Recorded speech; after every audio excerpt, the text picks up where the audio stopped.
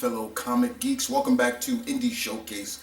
Indie Showcase, of course, is where I, your host, TheMtVernonKid, review comics from various indie companies, from the highest of highs to the lowest of low companies and everything around.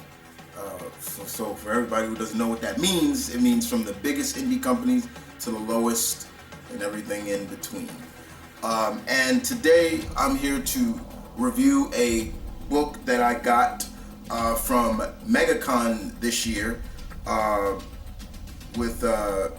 it's from Vertigo, and it's written by a writer I have become very, very much a big fan of, and I'm loving his work, whether he's doing it for DC or Marvel.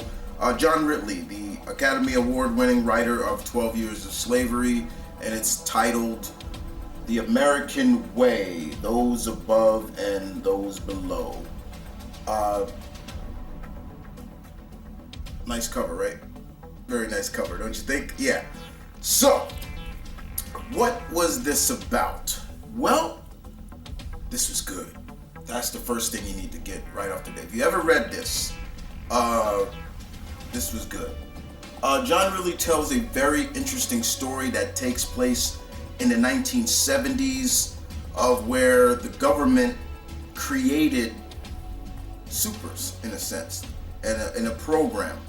And these individuals who were granted powers thought they were doing good, but it was kind of all like a hoax, kind of like were they really making a difference? Many of them have died, and many of them have gone off the deep end. Some got into politics, and only one of them is still kind of trying to do right by with his powers, and it's this guy right here, Jason Fisher.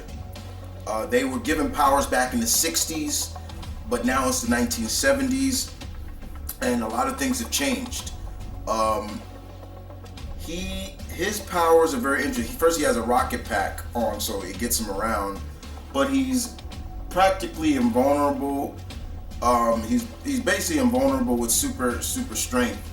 However, his pain receptors still,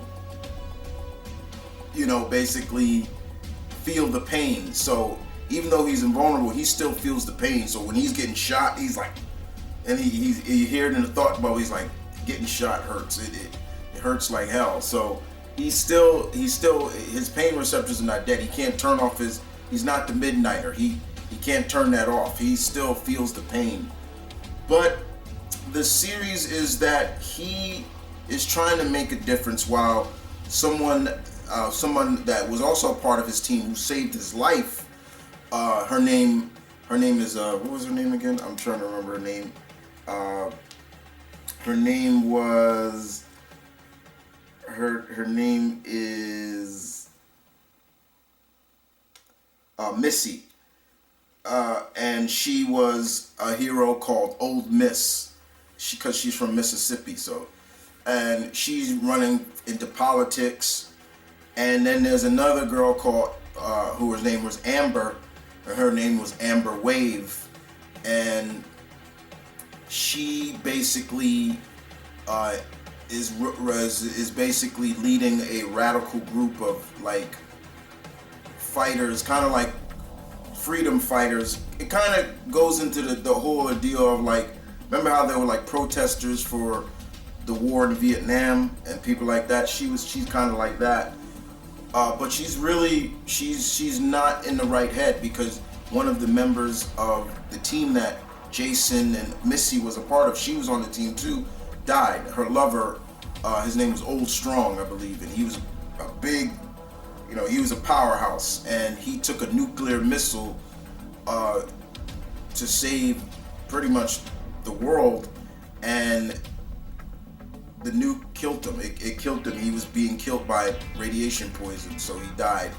And that kind of just set her off, and she's just really deep in and with drugs. She's always shooting herself up with heroin. She's really deep into the 70s of that mix. That's the one thing that Mr. Ridley does very well. He's telling what it was like back in the 70s, especially people who came back from the war, everything like that. It's really deep. I can't really testify to this because I'm not a 70s baby. I didn't grow up in the 60s.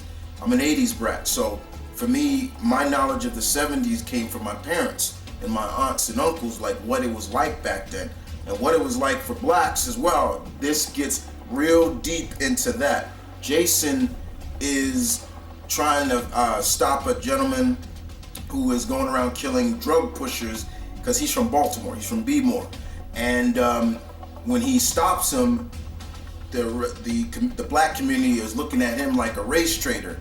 You know, like you traitor. You basically put in one of your own brothers. What are you doing?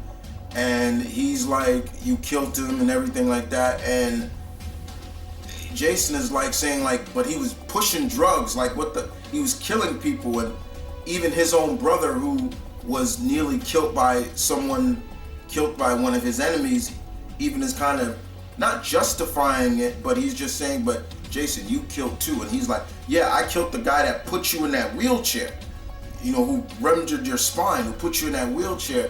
So it really gets deep into that of Jason he's trying to find his, like, what do you want from me?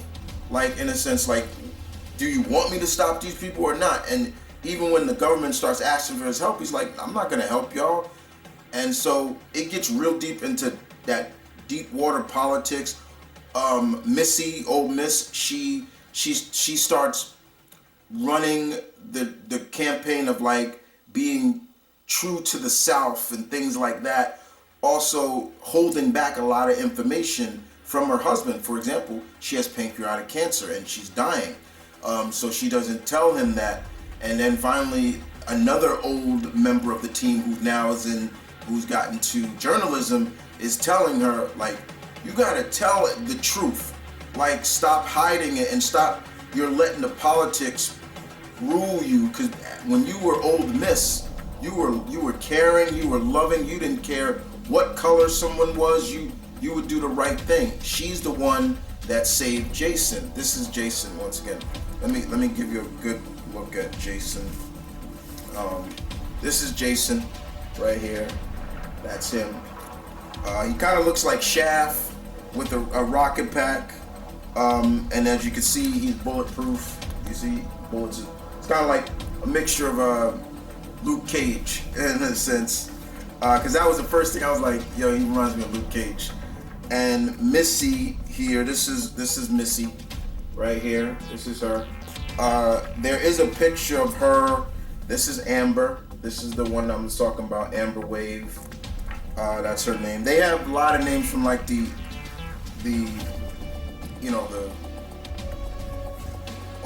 and I'll show you like pictures of them like younger back in the day when they were somewhat a team. Let me see how I could find it. There's a picture of them. Oh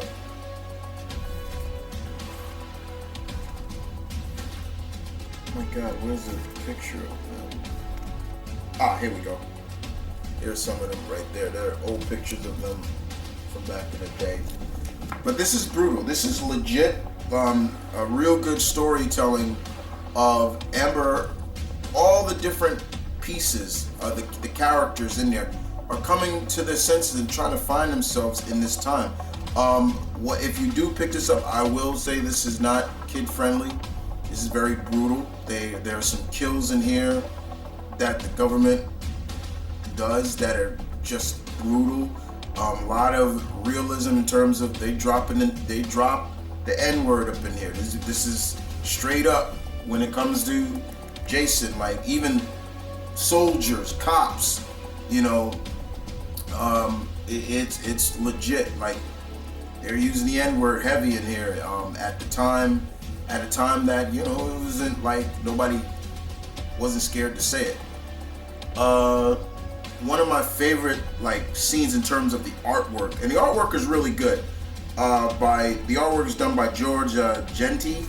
Probably one of my favorite art is where Jason is saving this shop owner because the community is just going to hell in Baltimore after Willie Betts. That was the guy that Jason took out. He didn't kill him, but he blew up because he had a claymore. But one of my favorite scenes is when Baltimore starts going to hell. People are throwing Molotov bombs, and I love this scene, right? I mean, that is just beautiful artwork right there. Jason coming out of the smoke saying, "You're not gonna die, I got you." And I love that. I was like, oh, that's beautiful. That's beautiful. But yeah, Amber, she's kind of looked at, she's plagued as the main villain in this, in a sense, but she's just so lost in the loss of her lover, but the drugs are not helping. And another individual here whose father was a villain but knew what he was doing, and then he dies. She's playing with his head. Jason is trying to help new supers that are coming out of the woodwork, and you know, it becomes clear that Amber has to tell the truth. She tells the truth to the world during her campaign. She's like, look, I was Old Miss. I was a part of this group. We thought we were making a difference, everything like that. More importantly, I saved my teammate from someone I cared about. I chose my teammate over him, and he was black. And that just goes to shits right there. Everybody's like, you race traitor, like everything. It's just like, oh my God. So, and even her husband is just like, why did you tell them that? You know, things like that. But she's like, I had to, and you know, I had to be honest with myself. And she even says that ain't nobody gonna tell me what to do. It just goes into deep, just why I would never get into politics, because politics will, to me, politics just corrupt you. It corrupts the good to going to shit, in my opinion. And this tells a really good story. I love the ending between Jason and Missy.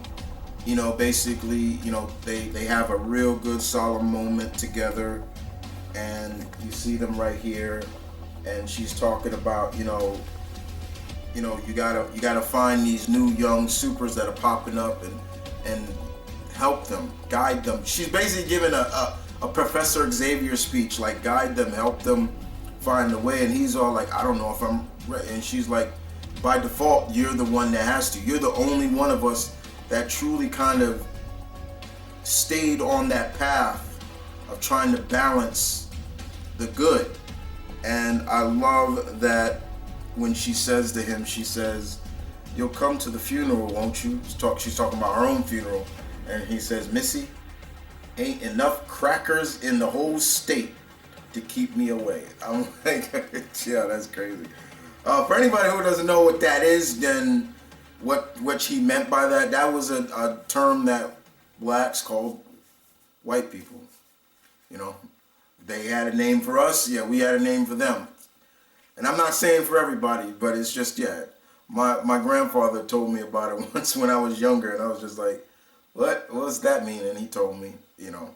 But yeah, this takes place in the South, Mississippi, all those areas during the 70s. It goes up to Baltimore too, because that's where Jason is from. But this was a really good, strong storytelling here. That it's just like, could you imagine having superpowers in the 70s at the heart of a time when the country is really at end, especially because of the war in Vietnam, everything like that. You know, you had soldiers coming back with PTSD, you know, or soldiers that got really bummed down from that, seeing their comrades killed. Then they turn to violence, or they turn to drugs, and there wasn't a lot of help for that at that time. Also being called baby killers, you know, stuff like that. You know, I don't have any family members that served in Vietnam. I don't. Not even my grandfather. My grandfather served in World War II, but they were never in Vietnam. My dad was too young by the time that Vietnam started, and when it ended, he was still like 15 when that happened. So yeah, I don't think I have any family members that served, but when you see a lot of storytelling about it, it's just a war that is never looked at very high, and it's a war that many say America should have never been involved in. It's something that I kind of look at and I say to myself, should it have been involved in it or not? And John really does a good job of doing that and telling this story. This is something that I could see being turned into some kind of series for like HBO or something. We're doing all these kind of super storytelling in comic genre. I wouldn't mind seeing The American Way being turned into like a live action series or just a mini series, because this was just really good. I really enjoyed it. It was fun. The characters stayed true to the time, like the way people talk, especially in terms of us blacks. They were talking a lot of Ebonics, so you're hearing them talk, you dig, and it felt like the 70s. It really did, and I was just like, yeah, a lot of Ebonics, and especially when we go deep south, how the blacks didn't trust the law. They were like, a lot of them were just saying like, look, I'll talk to you. I'm not talking to these G-men or these cops. I'll talk to you. You want to kill them, and he's like, and Jason, tell him, no, I don't want to, but if I have to stop them, yeah, I will. Just things like that. This was really good. Do yourself a favor. If you've never read this, read it. It's really good. It's under Vertigo. I think they put out a better, like a director's cut of kind of it, not too long ago. But everybody who worked on this was good. I really enjoyed it. John really did a really good job in it. And when I saw this at MegaCon, and me and Mr. Multi, we were digging through the comic piles, and I saw this like, okay, this interests me. I saw John Ridley, I was like, I'm getting it. As soon as I saw his name, I was like, yeah, I'm getting it. And it worked out fine, just fine. So this is just one of the few books from MegaCon that this is the second book from the MegaCon pile that I bought that I read. I'm gonna go through all of them, but this is the second one. I did Catman, the Cat Hawk book, which is really good. I gotta go get the other volumes of that, but this was good. I don't know if this is the end, but this is the 1 through 6. So if there's more, please let me know. I'll look for myself, but this was good, very good. So I hope you guys enjoyed that. I had a lot of fun reading that book. I read it yesterday. I just sat down yesterday and I just read it. I was just like, let me just catch up on my reading, which I've been doing as of late, catching up on my reading in terms of comics. I have so many comics that I need to catch up on, but the reviews are going to come no matter what. Whatever I feel like I want to review, but when it comes to Indie Showcase, all my independent books will get reviewed no matter what. I really enjoyed it. It was so much fun. So what is coming up next for Indie Showcase? Like always, guys, I do indicate to you what is coming up next.